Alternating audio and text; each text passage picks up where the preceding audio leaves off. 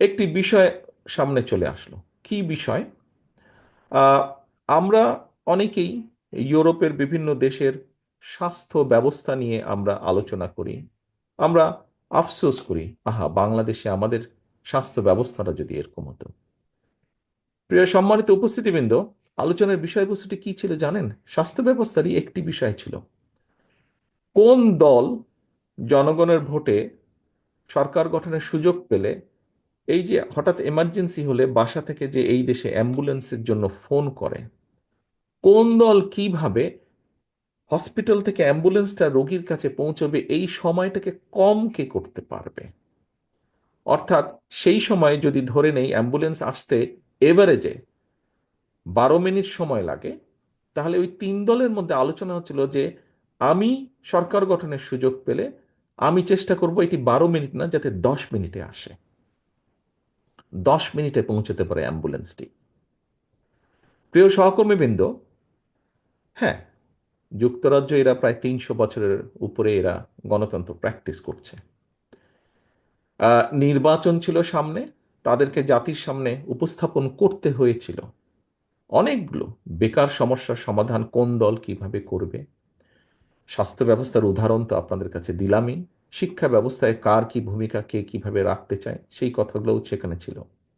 অ্যাম্বুলেন্সের ঘটনাটি আপনাদের সামনে আমি এজন্যই উপস্থাপন করলাম যে একটি গণতান্ত্রিক রাষ্ট্রে, গণতান্ত্রিক ব্যবস্থায় জনগণের যদি সুযোগ থাকে কে দেশ পরিচালনা করবে, সেই সুযোগ যদি জনগণের থাকে, জনগণের হাতে থাকে, জনগণের সেই ক্ষমতা থাকে, তাহলে রাজনৈতিক দলগুলো এইরকম বিষয়, অর্থাৎ 12 মিনিট থেকে কিভাবে 10 মিনিটে অ্যাম্বুলেন্সের টাইমটাকে নিয়ে আসবে, এই বিষয়গুলো আলোচনা হয়।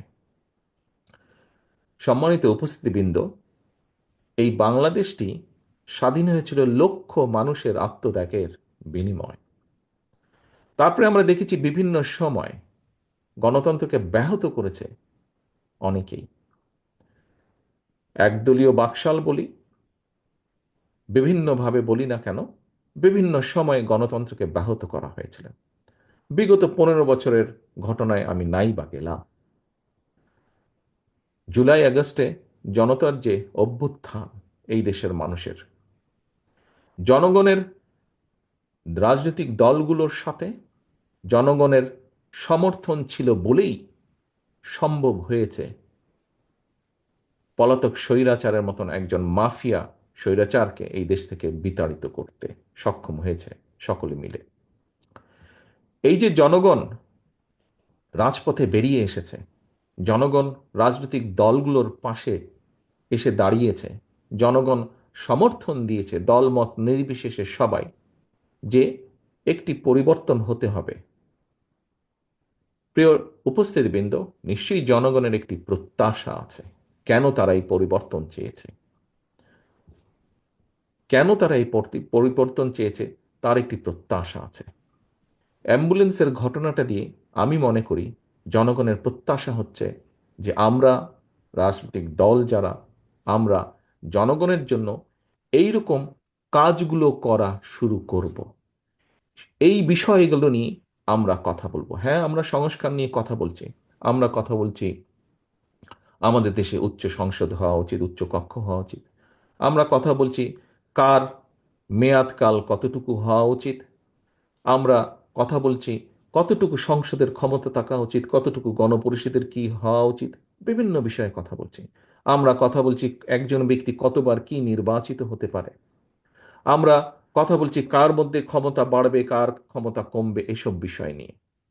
কিন্তু দিন শেষে যারা আমাদের রাজনীতির সবচেয়ে বড় পুঁজি, আমরা যে বিষয়গুলো নিয়ে আলোচনা করছি, সংস্কারের যেই বিষয়গুলো নিয়ে মিডিয়া গরম, সেই বিষয়গুলোর কোনো রকম পরিবর্তন হলে প্রত্যক্ষ বা পরোক্ষভাবে হয়তো রাজনৈতিক দলগুলো উপকৃত হবে, রাজনীতিবিদরা উপকৃত হবেন হয়তো, বা পরিবর্তন হতে পারে রাজনীতির কিছু কিছু।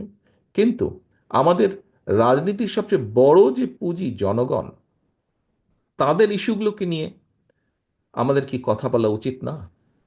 তাদের ইস্যুগুলোকে নিয়ে আমাদের কি চিন্তা ভাবনা করা উচিত না? অবশ্যই উচিত, কারণ এটি হচ্ছে আমাদের রাজনীতি। তারাই আমাদের রাজনীতির সবচেয়ে বড় পুঁজি।